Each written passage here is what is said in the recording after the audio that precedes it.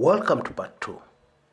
Now I'm just about to play for you a clip from a video that I did last year that will reveal to you exactly how the rich and mighty in Kenya finance the al-Shabaab terrorists. In fact, they give them a lot of money. Now, this is one of those things that just floors me because it makes absolutely zero sense.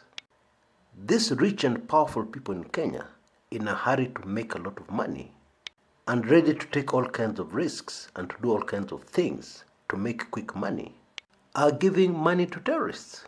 Yeah. In fact, to be more exact, they're giving money to al-Shabaab. Now, the attack on Dusit touched the high and mighty in Kenya. Yeah. And therefore, you can be sure that some of the relatives, some of the people close to these rich and powerful people, were at Dusit Hotel on Tuesday. And some of them were killed using finances that these rich people have provided. Hiyo ni kali. Tena kali sana. Okay? Anyway, just view the clip. I'll be back in a bit. The long and short of it is that the local sugar corruption actually helps to finance the al-Shabaab terror group. Yeah, you heard me.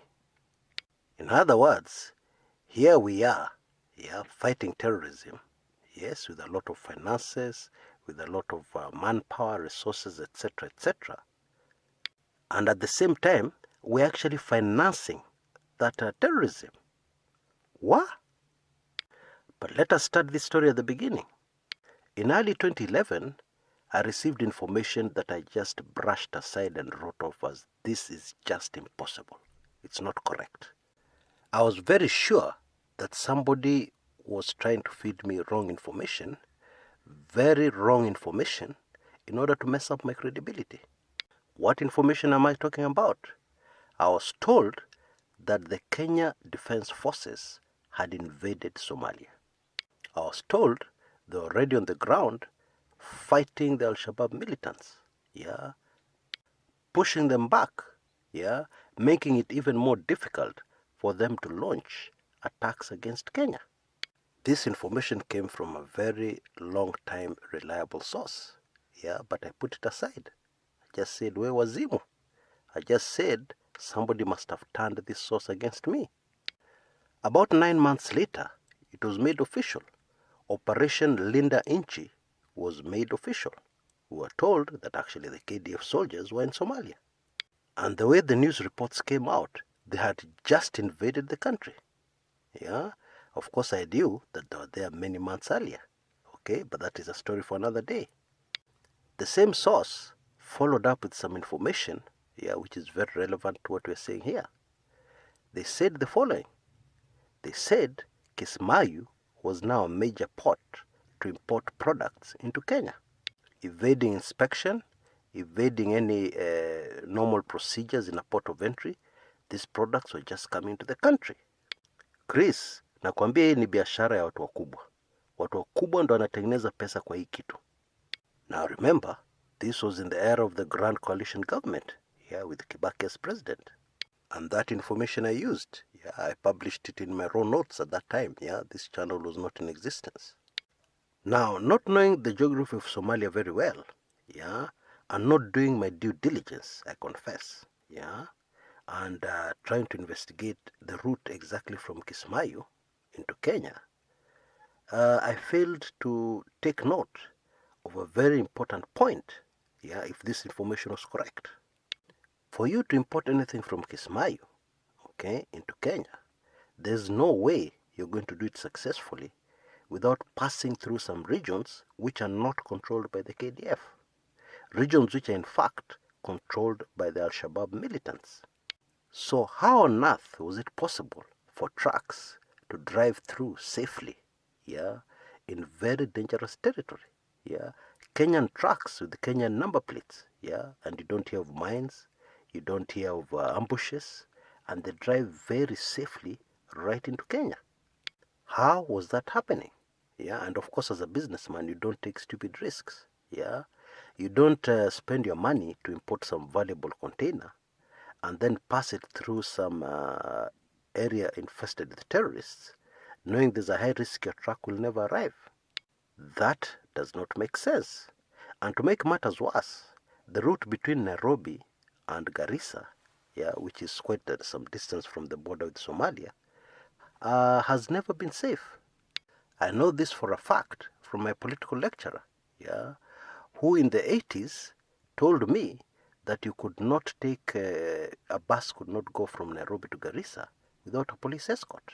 It was the rule. You must have a police escort. Why? Because of bandits. At that time we still used to refer to them as shifter bandits from Somalia. We used to ambush buses and steal and kill. Indeed, that route has never been safe. Okay, so how was it possible to transport things safely from Kismayu, right a port inside Somalia, into Kenya? How? Those are questions I should have investigated and found answers to. In 2011 when I published that in my raw notes, the Kumekucha raw notes of that time. Anyway, today we have the answer. Okay, between Kismayu and Garissa. Garissa is in Kenya, and if you're a high-powered politician involved in this business, it's very easy to organize for security between Garissa and Nairobi. That's easy. But in any case, based on the information I'm about to give you, these trucks are fairly safe. They're completely safe. They don't even need security from Garissa to Nairobi. You'll know why in a minute. But let me finish my point. Between Kismayu and Garissa, there are a total of 5 roadblocks. These 5 roadblocks represent 5 different regions controlled by different forces, different authorities. And of course we know that there's no functional government in Somalia. People do what they want. Especially in those arid areas, far away from the capital of Somalia. Now, out of these 5 roadblocks or checkpoints, 3 are controlled by the al-Shabaab militants, okay, and 2 are controlled by the Kenya Defense Forces. Okay, so that makes a total of 5. Now, how do the lorries pass through these checkpoints? They pass through these checkpoints by paying a certain fee. Okay. In some of the roadblocks, the cost is $600 per truck. In other roadblocks, it's as much as $1,000 per truck, per lorry. Folks, this is one of the major routes for contraband sugar. Sugar not manufactured in Kenya to enter the country. And huge amounts of sugar enter through this route. Indeed, they have for a very long time. For instance, in 2015, it's estimated that 150,000 tons, not bags, tons, of sugar entered Kenya. That happened in 2015. We're in 2018.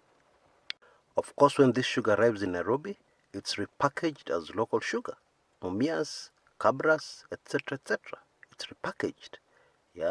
And chances are very high that you have bought this sugar from a supermarket somewhere, or from a shop, thinking that it was from Mumias, thinking that it was from cabras, thinking that you're supporting the local sugar industry, but actually this sugar was imported to the country through Somalia, and the most likely country of origin was Brazil.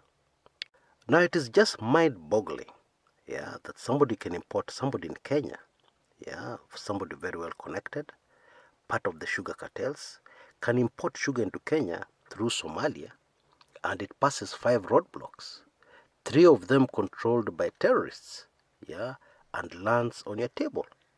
And that lorry pays bribes or taxes or fees or whatever you want to call them at each of those 5 roadblocks. It is just mind-boggling, and the implications are equally mind-boggling.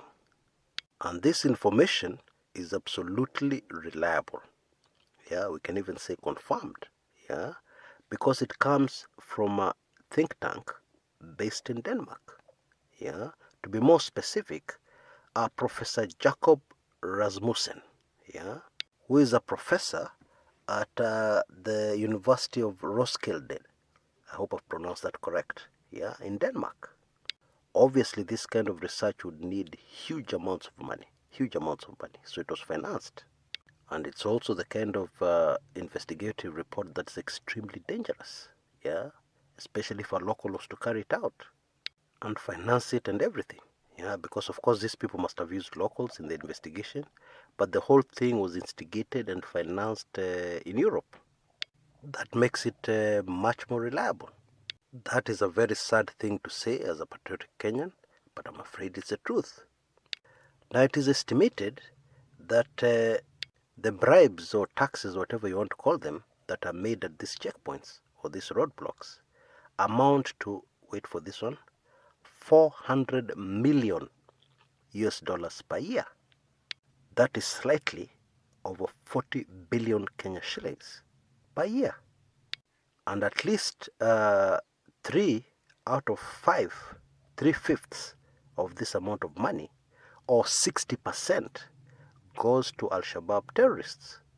In other words, by buying sugar, yeah, which we need for daily consumption, we finance the al-Shabaab terrorists, yeah, we give them 24 billion Kenya shillings every year to attack us, to kill us, to maim us. What? And if you think that is shocking, there's something even more shocking, at least as far as I'm concerned. Yeah, we have names. The two leading Kenyan kingpins, yeah, in this sugar biashara, yeah, through Kismayu, are a major politician from northern Kenya and a former governor.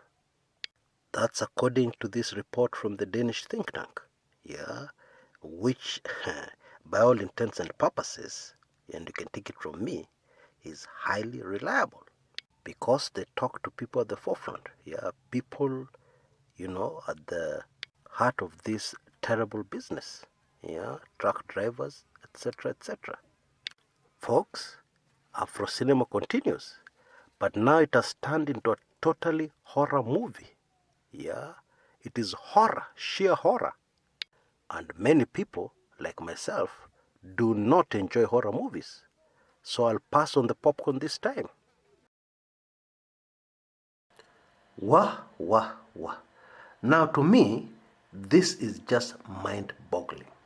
You're seated at a plush executive office somewhere in Nairobi, and you know very well, yeah, that the lorries that are transporting sugar, yeah, from Kismayu, yeah, through Somalia into Kenya, for you to make super profits, are passing through al-Shabaab manned roadblocks, and you're paying, yeah, these al-Shabaab militants a lot of money, and you're comfortable about it. You have no qualms about it. Your conscience is not disturbing you. Hey. Now these criminals need the money, yeah, because training camps, yeah, where they take even some Kenyans and train them, yeah, to kill fellow Kenyans. These camps need money to run. Yeah, you need to feed the people, and more importantly, you need to buy firearms. You need to buy weapons, grenades, etc., etc. And these things are not cheap. And so, instead of making sure that these criminals are starved of finances, yeah, as your way of fighting terrorism, you're assisting them to make money, to come and disturb us, to come and kill us. And you're comfortable with that, as long as your bank account is growing at rapid rate, as long as you're making money. You don't care. Now, unfortunately, it gets worse. The United Nations, yes, the UN, has condemned, yeah, the Kenya Defense Forces in Somalia. The ones assigned to AMISOM, yeah, the African Union mission in Somalia. Specifically, the ones stationed at Kismayu. Now, of course, you know Kismayu is a port. You can export things from there all over the world. You can also import things to land at that port from anywhere in the globe. So the UN, yeah, has condemned and accused our Kenyan Defense Forces units in the area for failing to enforce, yeah, a ban on charcoal exports by the al-Shabaab group. Now, UN experts estimate that the al-Shabaab terror group earns over 10 million US dollars a year from exporting this charcoal, yeah, mainly through Kismayu. Now, 10 million US dollars is a billion Kenya shillings. And it is clear that charcoal is the main source of finances, the main source of funding of this terror group, that is killing and maiming Kenyans. Now, some quick background. The charcoal, of course, is manufactured or processed within Somalia, mainly by cutting down acacia trees, which again is another problem, because some of these trees being cut down are as old as 500 years. Now, the people burning this charcoal sell a sack at $5. That's about 500 bob. But when the same sack of charcoal ultimately lands in a place like Dubai, it costs $50. And that's the wholesale price. Other people like retailers and distributors pay more. $50 is 5,000 bob. Now, this is significant because what it means is that it leaves a huge profit margin, for people to get paid all over the place, bribes here and there, and for the person ultimately doing the business to still end up with quite a lot of money per single sack of charcoal. Now, the UN's Somalia and Eritrea Monitoring Group did a report that indicates that Kenyan forces in Kismayu are receiving 200 bob per every sack of charcoal that they allow to be legally shipped out of the port of Kismayu. And it is also estimated from the same report that in a year, those Kenyan forces earn, wait for this one, 1.2 billion Kenya shillings in proceeds. That is 12 million US dollars. So clearly, you can see that the incentive there is to make money. But to make money at what cost? To make money at what cost to your home country? Bottom line, you can now see how we ourselves, we Kenyans, and very many of us, based on the information I've given you, very many of us are involved in enthusiastically financing these criminals to come and kill us. Folks, that is beyond mind-boggling. Until next time, this is Kshs, Kumekucha.